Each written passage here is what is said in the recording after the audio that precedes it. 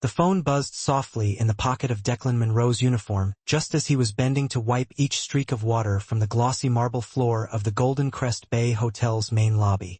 Usually, he wouldn't dare answer during work hours, especially in a crowded space like this.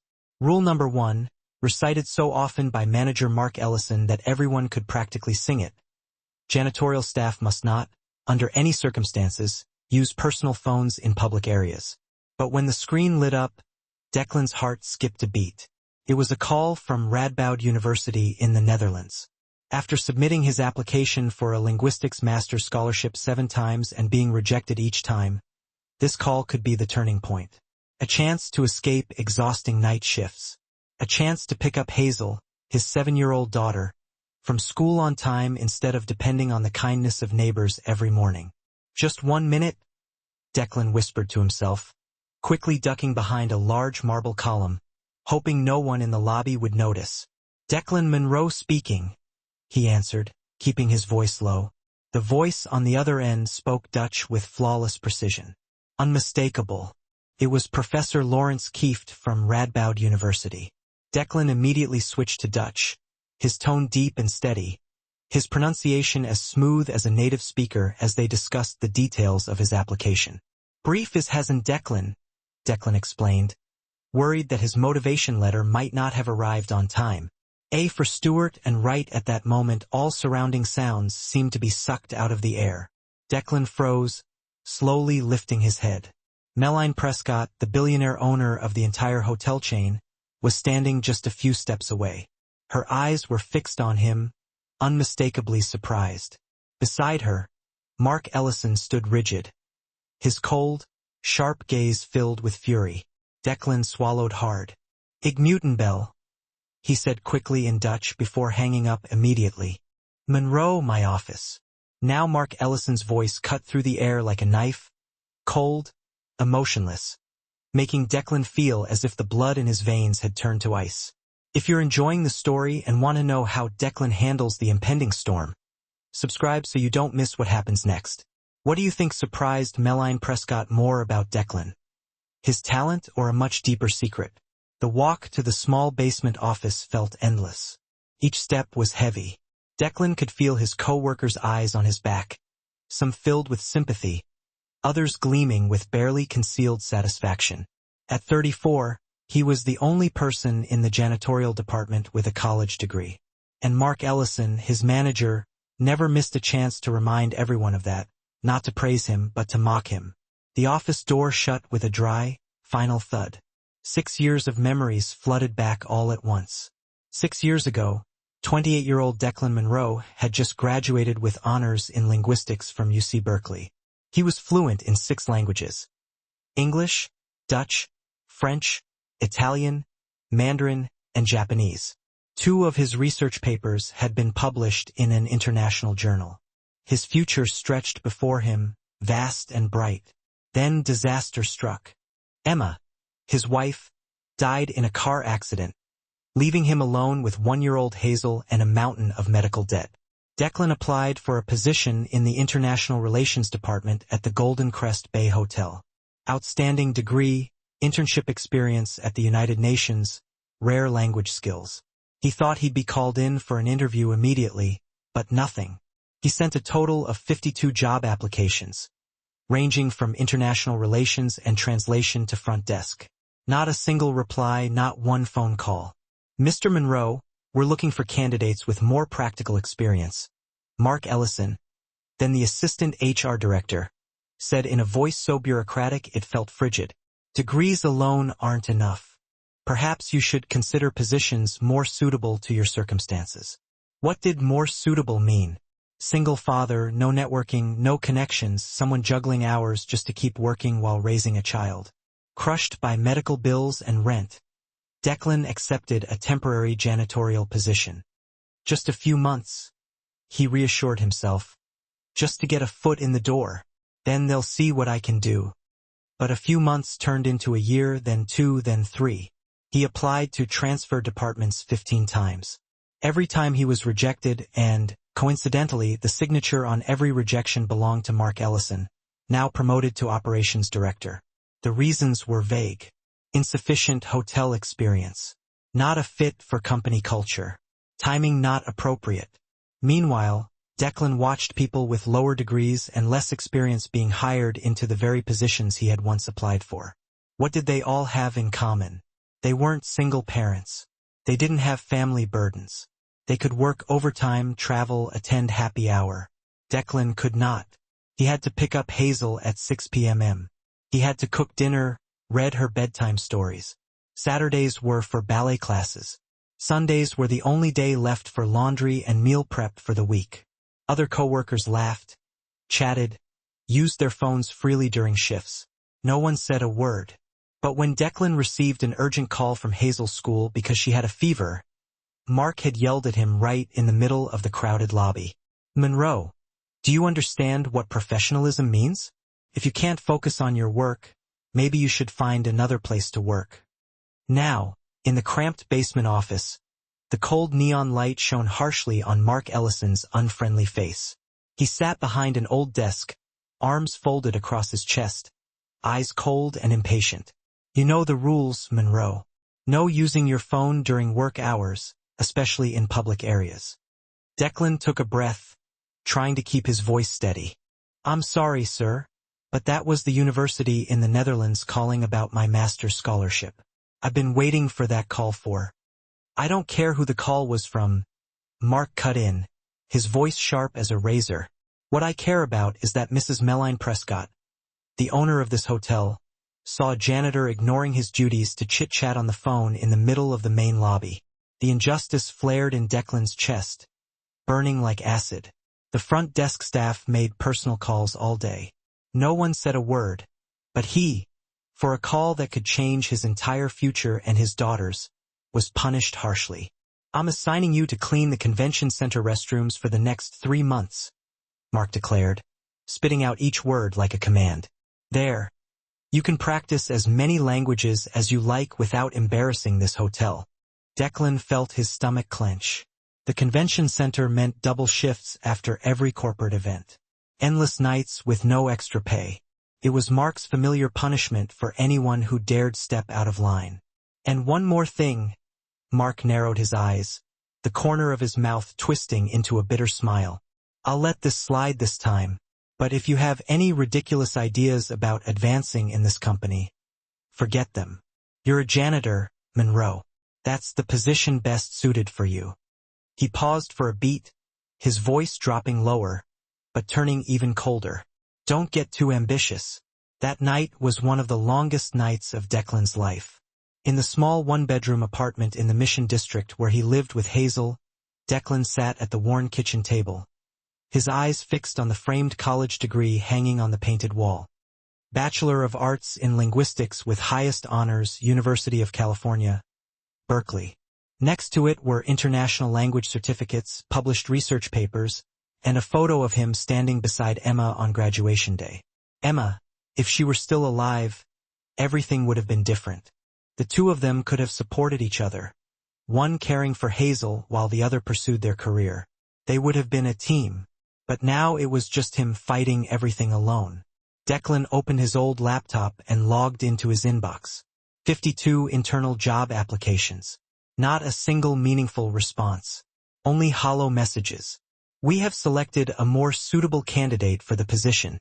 Or worse, complete silence. He opened his bank account. Balance: $847. Next month's rent: $1,200. Hazel's ballet lessons: $150. Utilities: $180. The numbers simply didn't add up. Hazel was asleep in the tiny room, clutching the teddy bear Emma had given her before she passed away. Declan looked at her through the slightly open door, and his heart felt squeezed tight. She deserved better. She deserved a father who didn't have to work 3 shifts a day. She deserved summer vacations. She deserved new shoes instead of worn ones patched over and over. Declan remembered Emma's words at the hospital just before she closed her eyes for the last time. "Declan, you're so talented. Don't ever let them make you feel small. Promise me. Don't give up your dreams because of me or because of Hazel. We want you to shine." But was he already giving up? Had he allowed Mark Ellison and people like him to make him believe he was only worthy of cleaning bathrooms? Declan stood up and walked to the closet. He pulled out his housekeeping uniform, the pale blue shirt with his name embroidered on the pocket. Declan, housekeeping. He placed it next to his college degree. The contrast was painfully suffocating. A man with an honors degree, fluent in 6 languages, published in international journals, scrubbing toilets. Not because he lacked ability, not because he lacked effort, but because the system was designed to keep people in their place. Declan thought about giving up. Thought that maybe Mark was right. Maybe he really was just a janitor. Maybe his dream of ever using his education was nothing but an illusion. But then he looked at Hazel sleeping, and he realized if he gave up, what was he teaching her? That when life is hard, you should surrender. That when a system is unfair, you must bow your head and accept it. No, Emma would never want that. Declan wiped his tears and took a deep breath. Just hold on a little longer, he whispered to himself. One chance. Just one chance. The next morning, Declan arrived at the hotel earlier than usual, his heart filled with determination. No matter how unfairly he was treated, he still had to maintain absolute professionalism. He would not give Mark Ellison another excuse to criticize him. At exactly 8 a.m., the phone at the front desk rang. Jennifer, the head receptionist, picked up. She glanced at Declan with a puzzled expression. Declan Monroe, HR wants to see you immediately. The space around them fell silent. His co-workers turned to look, some curious, some worried, and a few unable to hide their delight at seeing something unfold. The Human Resources Department was on the 32nd floor, right next to the executive offices, a territory most janitorial staff would never set foot in. In the elevator, Declan stood among a group of executives discussing deals worth millions of dollars. No one looked at him. Not a glance, not a nod, as if he were invisible. He was used to that by now. 6 years of working as a janitor was enough to turn anyone into a shadow. People walked past without acknowledging him. Hannah Cole, the HR director, called his name the moment he stepped into the bright, spacious office with glass windows overlooking the entire city. Please have a seat. Declan sat on the firm chair, back straight, hands resting on his thighs. He braced himself for the worst. Termination. Surely that was it. Hannah studied him for a moment, her voice calm. Mrs. Prescott wants to meet with you. Right now. Declan's eyes widened slightly. The hotel owner wanted to see him. The air in the room suddenly grew heavy, suffocating. Melline Prescott's office was so spacious that Declan felt as though he had stepped into an entirely different world. Floor-to-ceiling glass windows offered a sweeping view of the San Francisco Bay, sunlight shimmering on the silvery blue water. In the distance, the Golden Gate Bridge appeared faint and ethereal in the morning mist. Melline Prescott, 48 years old, a symbol of cold elegance and razor-sharp intellect, sat behind a glossy black wooden desk. She was the woman who had saved countless failing hotels, transforming them into luxury assets. In the business world, they called her the Ice Queen. Now that powerful woman was looking straight at Declan. Dutch, French, Italian, Mandarin, Japanese, and English, correct? She asked curtly, opening a thick file in front of her. Declan stiffened slightly. Yes, that's correct. Your file. Melline flipped through a few pages. I requested HR to send it immediately after hearing you speak yesterday. She paused, her gaze cold and cutting.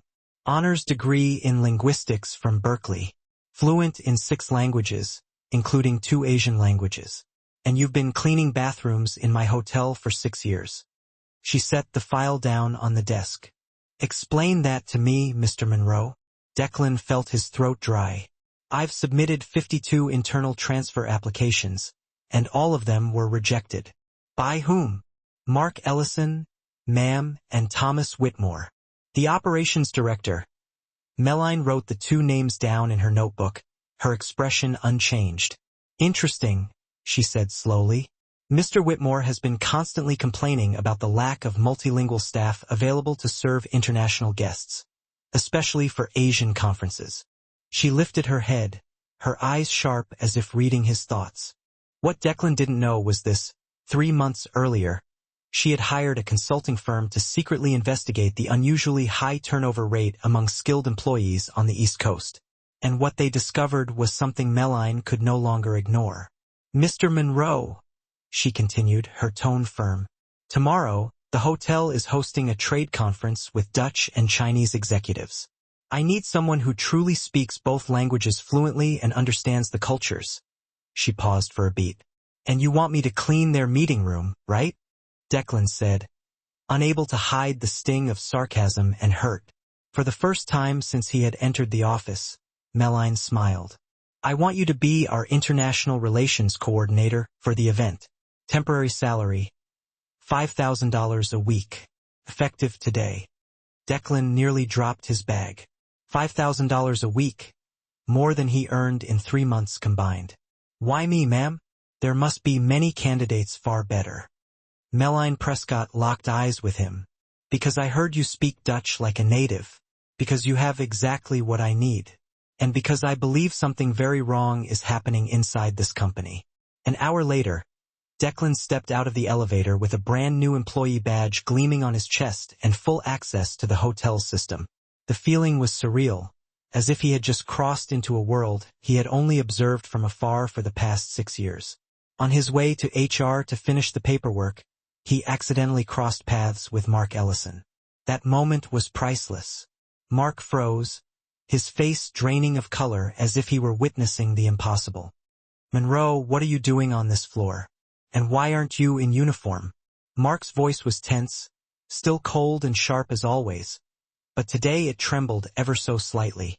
"Working, Mr. Ellison," Declan replied evenly. "International Relations Coordinator." At Mrs. Prescott's direct request. A visible crack appeared across Mark's expression. No way. You don't have the qualifications to." "Berkeley," Declan interjected, keeping his professional tone. "Fluent in 6 languages, including Mandarin and Dutch.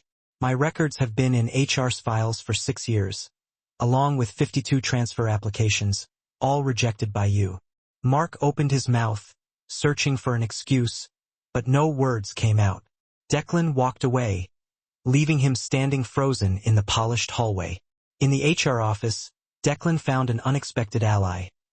Hannah Cole, a newly hired recruiting analyst, her eyes lighting up when she saw him enter. "Declan, finally. I'm so glad they called you up," Hannah whispered, sorting through documents and shaking her head in disbelief. "I saw your file in my first week and genuinely couldn't understand why someone with your qualifications was working in sanitation. I tried talking to Mr. Whitmore, but he shut me down immediately." She didn't finish the sentence, but the meaning was unmistakable. That afternoon, while Declan prepared materials for the conference in the VIP lounge, he discovered something that made his heart sink. The Mandarin translations in the packet were badly wrong. Not just incorrect words, incorrect tone, incorrect cultural nuances. So wrong they could cause diplomatic misunderstandings, potentially ruin the entire conference. Without hesitation, he grabbed a pen and corrected each error, adjusting forms of address, sentence structure, and nuance. Then he redesigned the entire welcome package. "How do you know they're wrong?" Meline's voice came from the doorway. She had been standing there for who knew how long, arms folded, watching him work. Declan turned. "The terminology is outdated and could be considered offensive in corporate Chinese. Whoever translated this knows only the basics. They don't understand cultural subtleties." Meline nodded, her eyes sharp as though assembling pieces of a much larger puzzle. "Mr. Whitmore assured me he hired the best translator." She emphasized each word. "Cost a fortune. He hired someone without verifying their competence," Declan said plainly, pointing at a major error right on the first page of the partnership proposal. Silence filled the room. Not the comfortable kind, but the kind that came before a storm. The next day, the conference officially began. Declan moved among the international executives as though he were born for this work. He switched seamlessly between Dutch and Mandarin, listening, interpreting, connecting. No hesitation, no awkwardness. He created diplomatic bridges that would normally take weeks of negotiation. Melline was watching him, always watching him then. No one would ever guess he spent every night cleaning the ground floor. During the break, Thomas Whitmore, the powerful man who had never once voluntarily spoken to Declan in 6 years, approached him. His smile was the kind perfected in front of a mirror, polished but empty. "Mr. Monroe," Whitmore began, his voice dripping with social nicety. "Very impressive. It appears Mark underestimated your potential." Declan returned a polite smile. "Thank you. It's interesting how the part of my file stating I'm fluent in Mandarin was overlooked, especially considering the hotel paid $50,000 for substandard translation services for this conference." Whitmore's smile froze instantly. I'm sure there must have been some misunderstanding," he stammered. "I never received. I have read receipts for every email sent over the last 6 years," Declan interrupted gently, "including those warning about serious translation errors for the Asian events." The air between them thickened, suffocating. What Declan didn't say, but both of them knew, was that Hannah had given him access to the entire translation contract files. The company hired belonged to Whitmore's niece. No experience, no certifications, yet charging rates equal to top-tier specialists. Worse, every previous translation had the same errors. Errors capable of costing companies millions of dollars and damaging international credibility. Looking at Whitmore now, Declan no longer felt small. He was no longer invisible. On the third day of the conference, something unexpected happened. While Declan was assisting a group of Dutch business executives, one of them suddenly squinted, tilted his head, then exclaimed, "Wait, aren't you the author of that outstanding study on linguistic variation in international business published in the Journal of Applied Linguistics?" Declan froze for a moment, hardly believing what he'd heard. "Yes, that's me." "Heavens!" the man burst out, full of excitement. "I've cited your research at 2 major conferences already." And immediately he called more colleagues over to meet Declan, shaking his hand enthusiastically as if he were an honored guest. The scene drew attention from afar. Melline leaned lightly against the upstairs railing, observing. Her gaze was sharp, cool, as if assessing an entire chessboard. What caught her attention most? Whitmore's face slowly losing its artificial confidence. A visible line of worry creased his forehead. His polite smile twisted at the edges. He didn't know or didn't want to know that while he had spent years smiling socially and pretending to be in control, Declan had been quietly weaving a net made of data, of contracts, of email confirmations, of repeated translation errors, of truth. A net that didn't just expose one man's mistakes, but an entire system of discrimination and hidden corruption, one that had suppressed talents like him for years. While lucrative contracts were handed to people unqualified for the work, what no one at the Golden Crest Bay Hotel realized, at least not yet, was that the single father working night shifts, the man who had answered the phone in flawless Dutch that day, was not at the conference by coincidence. Behind this seemingly simple department transfer, a plan was already in motion. A calculated plan. A plan that would not only change Declan's life but fling the doors wide open for the truth to break free. The question was no longer whether he could prove what had happened. The question was, when the truth comes out, how devastating will it be? On the 4th morning of the conference, the Golden Crest Bay Hotel buzzed like a beehive. Thanks to Declan's initiative, the preliminary contracts had exceeded all expectations. The atmosphere was so energized that everyone felt the company was on the brink of a major breakthrough. As Declan walked past the main lobby, he stumbled upon a sight that made him stop dead in his tracks. Thomas Whitmore was escorting a young woman, so tense her hand gripped her folder tightly, toward the executive elevator. "Miss Whitmore, your Mandarin translation is good enough," Whitmore said through a strained voice. "No need to worry." Declan recognized her instantly. Whitmore's niece. She was holding a folder clearly labeled, "Final Translation. Key Contract." Just one quick glance as he walked by was enough to confirm his fear. The serious errors previously debated, previously reported, were still present. This couldn't be allowed to slide. Mrs. Prescott needed to know immediately. Declan hurried to the CEO's office and knocked, but didn't wait for permission before entering. Melline was reviewing a stack of documents. She looked up, her expression sharpening when she saw his urgency. "Declan, what is it?" "Mr. Whitmore is replacing my correct translation with the flawed version, the one his niece made." He placed his phone on the desk, showing Melline a series of screenshots. "And I have proof this has been happening for years." Melline shot to her feet, her chair gliding back slightly. "You're absolutely certain?" "I've recorded everything, and I found the payment history for her translation company. They were paid triple the market rate while qualified candidates like me were systematically rejected." As they spoke, Hannah Cole dashed into the office, slightly out of breath from running. "Mrs. Prescott, sorry to interrupt, but I found something you need to see immediately." She handed over a thick folder. 5 years of recruitment files. There's a consistent pattern. Rejecting qualified candidates, especially single parents, anyone with family commitments, and anyone considered not flexible with working hours. Melline turned the pages, and her face grew icy cold. The external investigation revealed something irregular. But this is a system. At that moment, the door swung open. Whitmore stepped in. No knock, no permission. "Melline, the Dutch delegation is ready to sign, but they're asking about inconsistencies in the translation. Monroe must have made a mistake." The air froze instantly. Melline walked slowly to the door, then shut it behind her with a cold, decisive click. "Thomas," she said, her voice calm to the point of danger, "I'm staring at a $50,000 bill for truly awful translation work. While we have a perfectly capable employee scrubbing toilets, would you care to explain this?" Whitmore's face lost all color. I don't know what you're talking about. We hired the best. Your niece, Ashley." "Thomas." Melline cut him off sharply. "Ashley Whitmore. 0 experience in formal Mandarin and a completely bogus certification."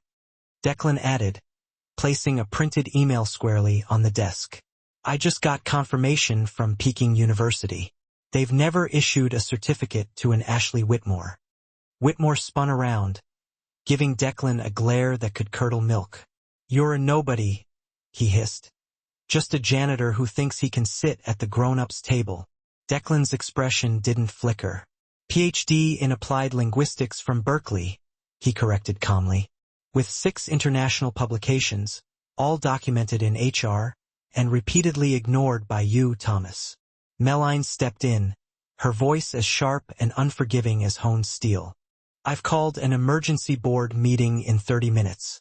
I expect your resignation letter on the table by then." Whitmore let out a dry, humorless laugh. "You can't be serious. Over this? Over him?" "Choose your next word very carefully," Melline said, each syllable dripping with icy, lethal intent. It was a warning, a verdict, and an ending all rolled into one. 2 hours later, the executive conference hall was packed to the gills. Every manager, supervisor, and director had been urgently summoned. The air hung thick and heavy, tight as a stretched violin string about to snap. In the front row, the Dutch and Chinese executives sat bolt upright, observing every single detail with an air of curious suspicion. Mark Ellison, now stripped of his usual swagger and authority, sat awkwardly beside the other department heads, looking like someone who'd been dragged kicking and screaming out of a nightmare. Melline strode confidently onto the stage. Declan stood beside her, quiet but radiating confidence. "Today," Melline began, her voice ringing out clear and strong, like a bell calling people to attention. "We uncovered a systemic pattern of discrimination and nepotism that has cost this company millions of dollars." A soft murmur rippled through the room, a wave of disbelief and dawning comprehension. "For years," she continued, her voice unwavering, "managers like Thomas Whitmore and Mark Ellison have enforced unofficial policies that have actively harmed our employees and decimated our profits." Behind her, the large screen roared to life. A massive presentation appeared, displaying charts that meticulously compared employee qualifications, highlighting talented people deliberately kept in low-level positions alongside damning statistics of systematic rejection, and revealing the inflated contracts directly tied to the family members of management. Melline turned toward Declan, gesturing slightly. Mr. Monroe, whom some of you only know as a janitor, saved this company from a potentially devastating financial and diplomatic disaster this week. The room visibly stirred, buzzing with renewed interest and a sense of collective realization. He corrected translations that could have cost us millions in contractual misunderstandings. The Asian executives nodded approvingly, some even offering soft, respectful applause. Melline continued, her tone hardening with the weight of the investigation's findings. Mr. Thomas Whitmore is terminated immediately for severe misconduct. A collective gasp rippled through the back rows of the room. Mark Ellison is suspended while we complete a thorough investigation into his involvement. Melline swept her gaze across the room, her eyes piercing and unwavering. And effective immediately, we are auditing the entire recruitment and promotion process for the past 5 years. Silence descended, stunned and heavy, like a thick blanket smothering the room. Mark bowed his head, pale as if all the blood had been completely drained from his body. Then Melline smiled, a small, deliberate smile that hinted at the turning of a page. And finally, she said, her voice laced with genuine pleasure, I am pleased to announce that Dr. Declan Monroe will be taking on the role of Global Director of Internal Communications, overseeing all multilingual operations for the company. The instant she finished speaking, the room exploded in applause. Some clapped hesitantly, some clapped out of politeness and obligation, but many clapped with genuine emotion, especially the janitorial team sitting in the back. They stood up, their eyes shimmering with tears of joy and pride, applauding the man who had risen from the very same position they were in. As Declan and Melline stepped off the stage, Declan caught a quick glimpse of Whitmore being escorted out of the building by security. His face was twisted into a grotesque mask, a volatile mixture of rage and utter despair. It was the face of a man who simply couldn't grasp that his game was finally over. As he was dragged past Declan, he hissed through clenched teeth, his voice barely audible. You won't last a month. Declan simply smiled. There was no bitterness in his smile, no challenge, just a calm, knowing assurance. Inside the pocket of his new blazer, the small recorder remained, faithfully holding every discriminatory, threatening and desperate word Whitmore had carelessly let slip in recent days. Declan knew that if needed, the truth was still there, readily available, and this time he was no longer invisible. That night, the small apartment in the Mission District felt quieter and more peaceful than usual. Declan sat beside Hazel's bed. The 7-year-old clutched her teddy bear tightly, her big, round eyes gazing up at him, eyes that were exactly like Emma's, clear and capable of melting his heart with a single glance. Daddy, you don't have to work tonight? Hazel asked, her voice as tiny and delicate as a kitten's meow. No, sweetheart. Declan smiled, gently brushing a stray strand of hair away from her face. I won't be working night shifts anymore. Really? Hazel's eyes lit up like a shower of fireworks against a dark sky. So, you can walk me to school every day now? Declan nodded, a wave of emotion tightening in his throat, making it difficult to speak. Yes, and this weekend we're going to see a real ballet performance. Not just watch videos on YouTube anymore. Hazel sprang up and wrapped her small arms tightly around him, her little arms squeezing his neck with all her might. Daddy, you're the best in the world. When Hazel finally drifted off to sleep, her breathing steady and even, her face serene and peaceful under the soft, comforting glow of the nightlight, Declan stood and walked over to the window. The city of San Francisco stretched out beneath him, a breathtaking panorama of glittering lights. He took out his phone. The screen sprang to life, illuminating Emma's photo, her gentle smile, her eyes filled with unwavering faith. Emma, he whispered, his voice trembling slightly with emotion. I did it. Not for me, but for Hazel, for everyone who's still stuck the way I once was. He remembered Emma's final words, the words he had carried with him through all those difficult and challenging years. Don't ever let them make you feel small. Now he understood those words completely. Strength isn't about never being pushed down to the bottom.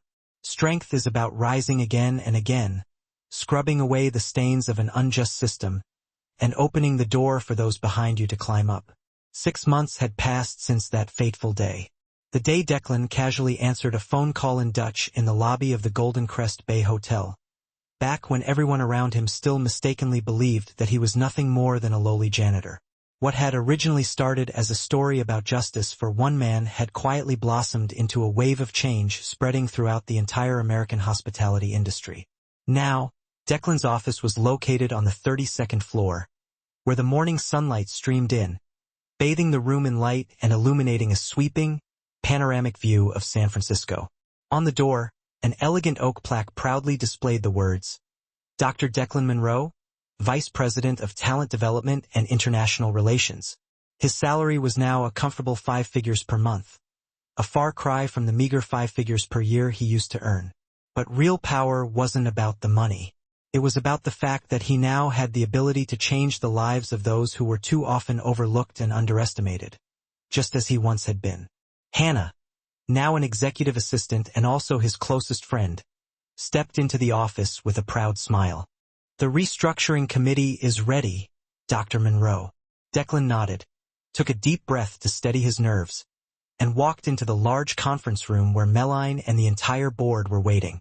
Today was the day he would present the final report of the Hidden Talents Initiative, the program that Declan had painstakingly built from the ground up to systematically identify and uplift talented employees who had been ignored by the prevailing system for far too long.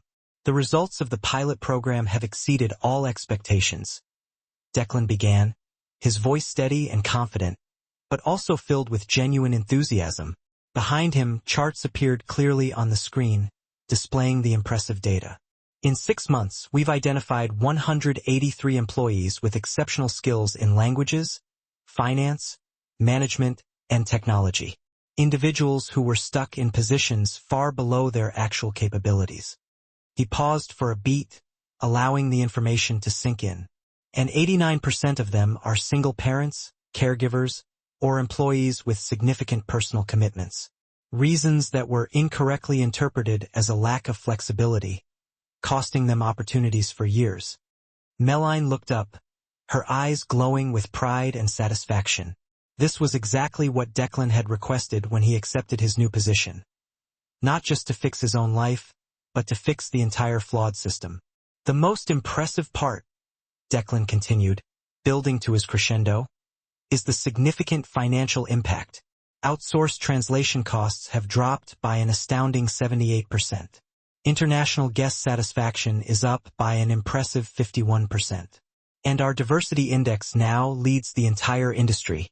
He swept his eyes across the room, meeting the attentive faces one by one, making sure each person understood the importance of the moment. All of that simply by giving real opportunities to people who were already on our payroll. Across the United States, many people were following the conference with very different emotions. In Sacramento, Mark Ellison watched the live broadcast from a small, dimly lit, and depressing hotel room. The weak light reflected off his worn-out and defeated face, highlighting the deep lines etched by stress and regret. After a full and thorough investigation, he had narrowly avoided being completely terminated by begrudgingly accepting a demotion and a transfer. Now, Mark spent his days managing the laundry department of a second-rate hotel, a constant and humiliating reminder of how many talented people he had rejected simply because of his own prejudice and arrogance. Thomas Whitmore didn't bother watching. After being unceremoniously fired, no luxury hotel in the entire country would even consider hiring him.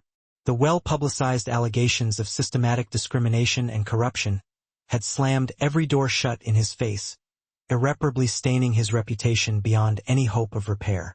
Rumors spread like wildfire throughout the industry, whispers of his downfall.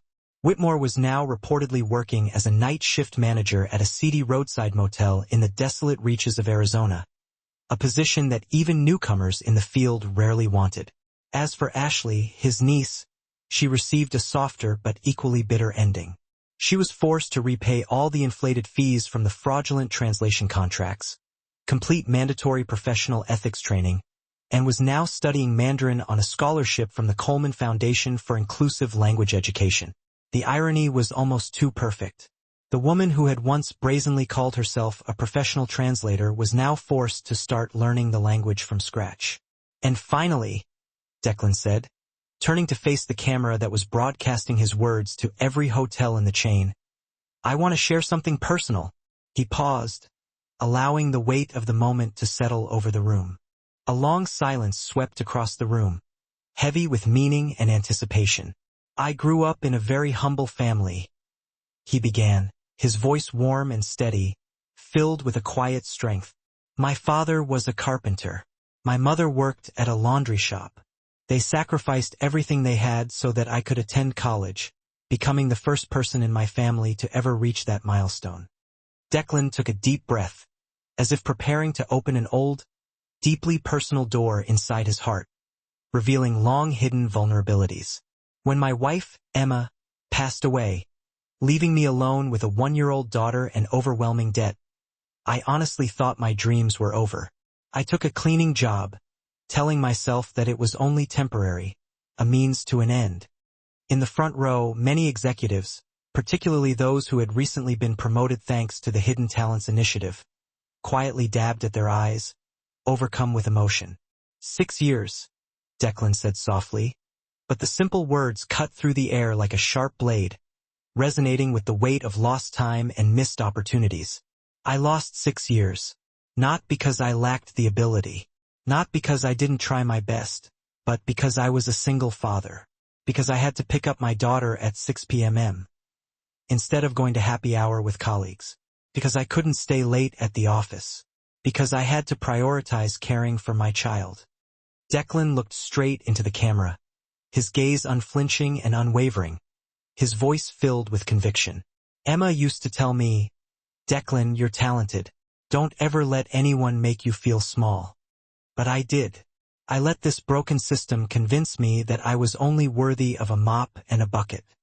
His voice caught slightly, betraying the raw emotion that lay just beneath the surface. What Emma never got to see is this moment. She didn't witness the fact that her sacrifice, and that of my parents, has finally been honored. And that is perhaps the greatest sorrow of all. The room fell silent, a heavy, reverent silence that spoke volumes. And I realized, Declan continued, his voice growing steadier again, regaining its strength and conviction, that the true strength of a company isn't in its financial numbers, but in the people it lifts up, in the potential it unlocks. For decades, the hospitality industry, like many others, has unintentionally buried extraordinary talent beneath anonymous uniforms, has underestimated those with special circumstances, has wrongly assumed that they belong only in invisible, undervalued roles. Meline was the first to stand, her hands clapping boldly, her applause ringing out clear and strong. Then, the entire room rose to its feet, joining in the thunderous applause. Applause swept through the room like a powerful wave, reaching hundreds of employees watching from afar, their faces illuminated by the light of hope and inspiration. And in that transformative moment, Declan was no longer simply the man who mopped floors. He was the man who had single-handedly changed an entire system, opening doors for countless others to follow. That afternoon, Declan received a neatly placed envelope on his desk. Inside was a postcard from Amsterdam and a formal letter printed on official Radboud University letterhead. Professor Lawrence Keefe, the man who had unintentionally set everything in motion with that fateful phone call in Dutch 6 months earlier, had been following Declan's life-altering journey from beginning to end with rapt attention. The letter read, Dear Declan, your story has deeply inspired our entire linguistics department.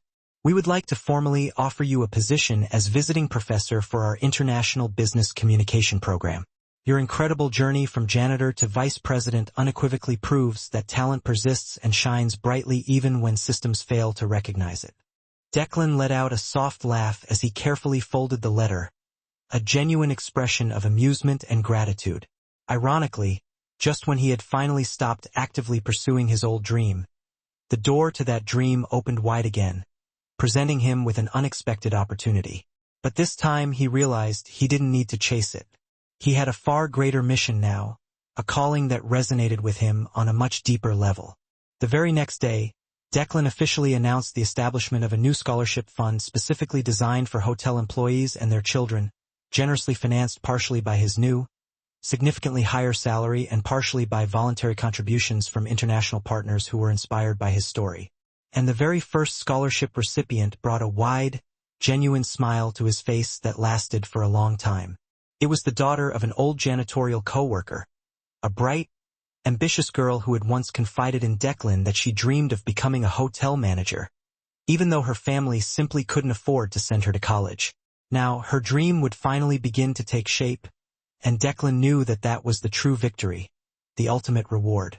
A week later, Declan did something he hadn't dared to do since stepping into the executive offices and embracing his new role. He went back to the basement. The housekeeping locker room was exactly as he remembered it, seemingly untouched by time. Rusted metal lockers lined the walls. Worn wooden benches sat in the middle of the room. Tired yellow lighting cast a dim, unflattering glow, and the familiar, pungent smell of cleaning chemicals clung stubbornly to every surface. He opened locker number 47, his assigned locker for 6 long years, and carefully pulled out his final uniform.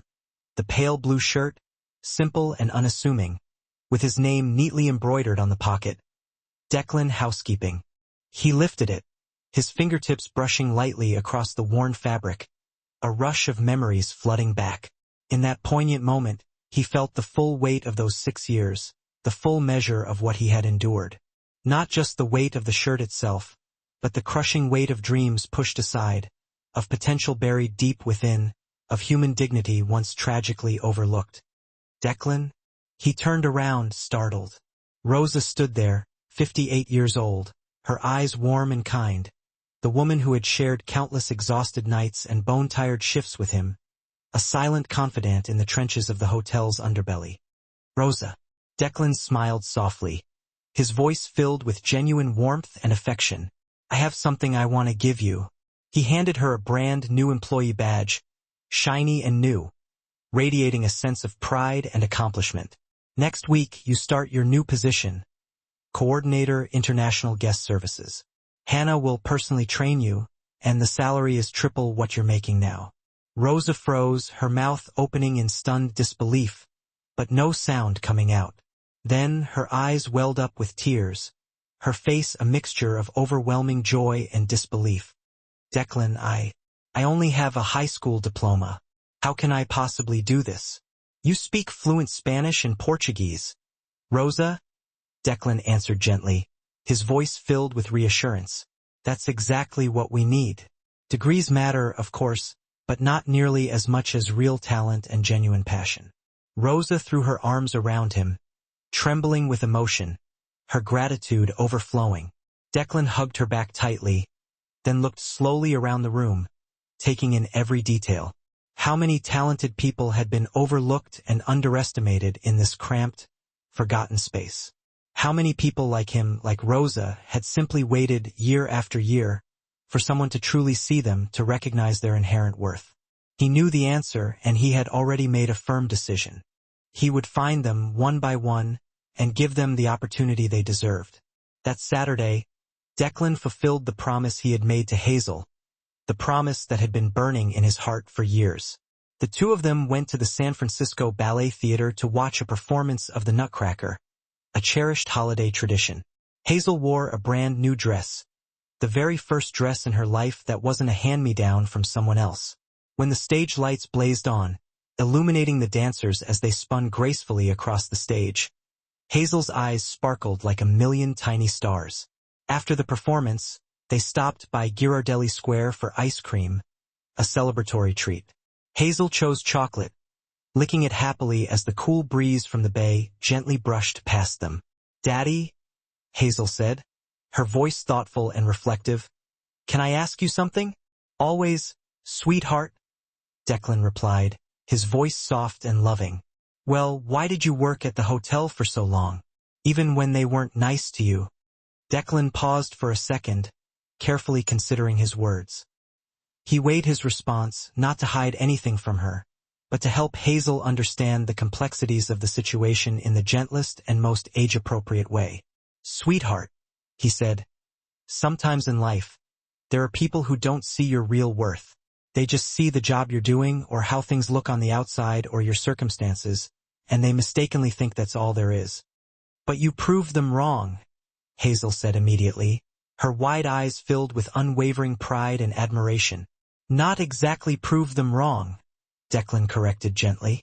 More like help them see more clearly, help them open their eyes and expand their understanding.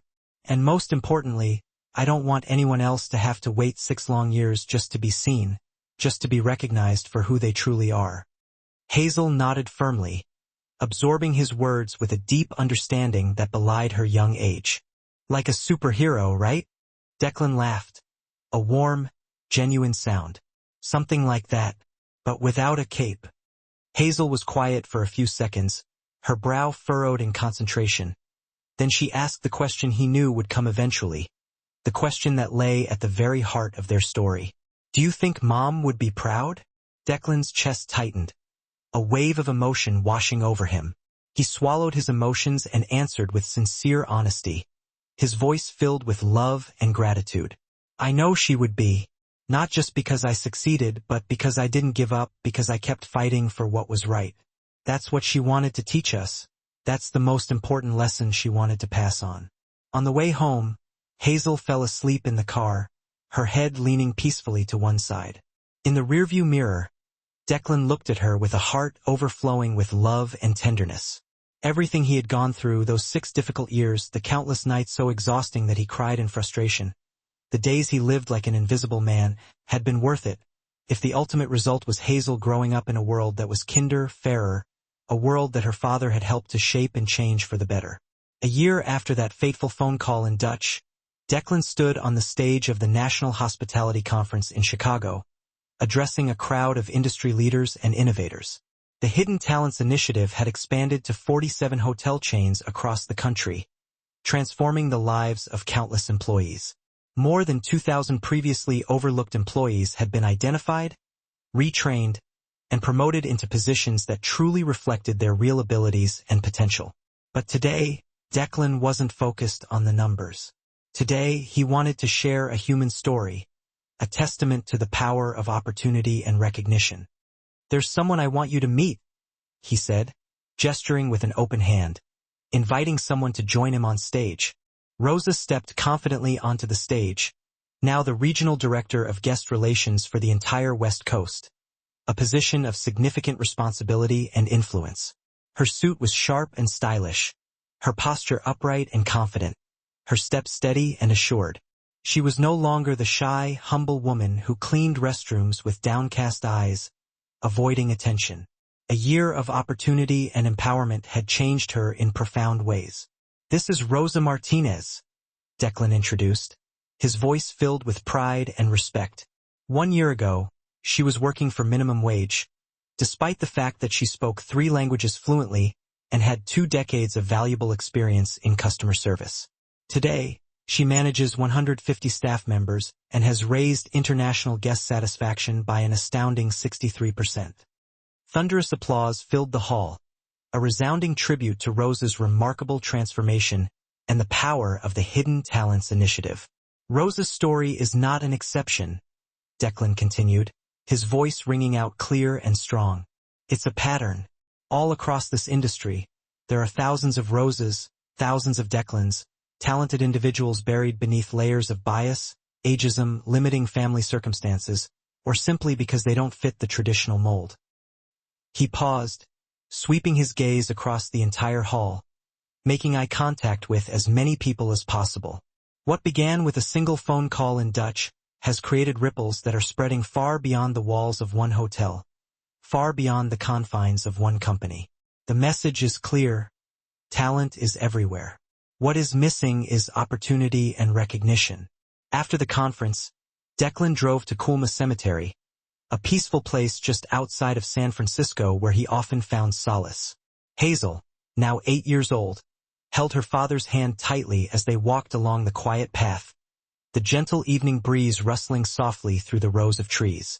They stopped in front of Emma's grave, a simple stone marker adorned with her name and a few heartfelt words. Declan placed a bouquet of white roses, her favorite flower, on the grave, a symbol of his enduring love. And beside the roses, he carefully set down his old employee badge, the one he had worn during his 6 years as a housekeeper. Declan Monroe, housekeeping. He cleared his throat, his voice tightening with emotion. Emma, I did it not just for myself, but for all the people who were told they weren't good enough. For all the people who were told they should know their place.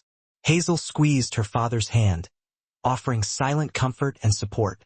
You taught me that true worth doesn't come from what others see, Declan continued, his voice filled with conviction, but from what we know about ourselves, from the strength of our character and the depth of our compassion.